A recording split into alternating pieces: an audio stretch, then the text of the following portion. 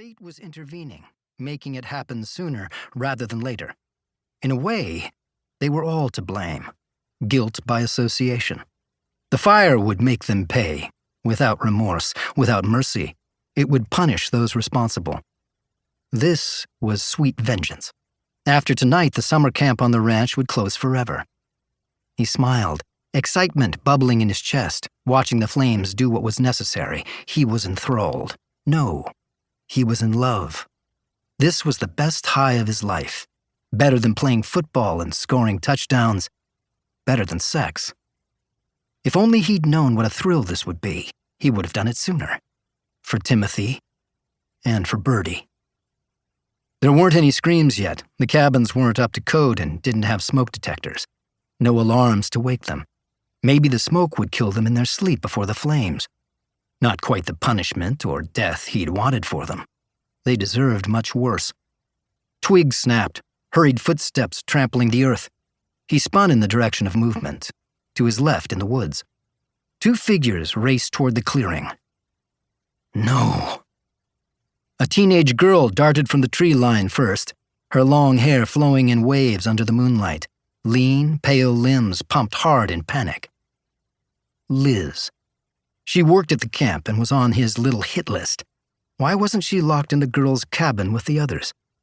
The answer burst from the woods, not far behind her. Sawyer Powell, her stinking boyfriend.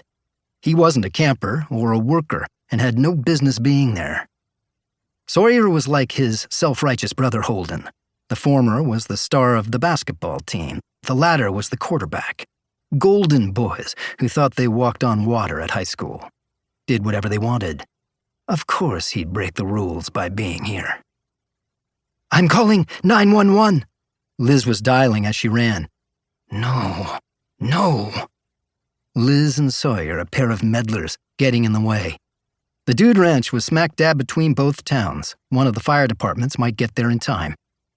Liz bolted to the double doors at the front of the girls' cabin and yanked on them. "I can't get it open. They've been tied shut." Although he'd made knots that would be hard to undo in hindsight, chains and padlocks would have been smarter than using ropes. "Break a window."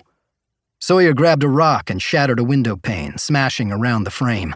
The lanky guy hopped up, disappearing inside the boys' cabin. Liz did the same, scrambling into the other cabin. Those two were ruining everything. Fists clenched, every sense alive, he gritted his teeth.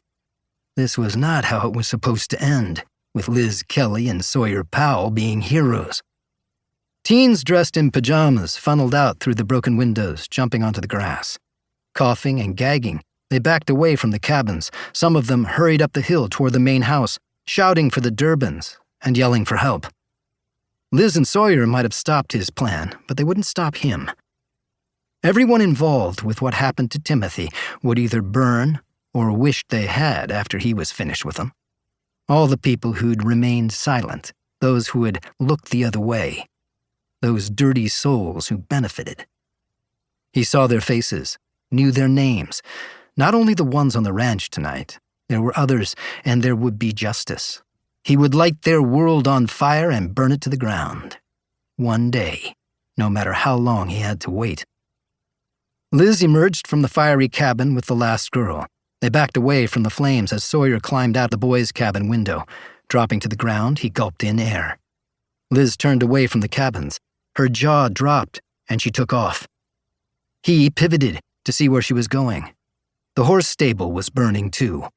The wind was spreading the fire with blistering speed, feeding it fast, making the thinner structure of the barn go up like tinder. Horror whooshed through him. Helpless animals weren't supposed to get hurt. Liz threw open the doors and rushed into the stable. A moment later, horses darted from the barn, one at a time. Could she get the stalls open and save them all in time? For a painful second, his heart squeezing in his chest, he contemplated helping the horses. But he'd be seen for certain. He would be caught. Hacking on the ground, Sawyer glanced around. He stumbled to his feet. "Liz?" "She's inside the stable," a girl screamed, pointing at the building engulfed in flames. And Sawyer made a beeline for it. Men busted through the door of the bunkhouse, storming outside and sprinting.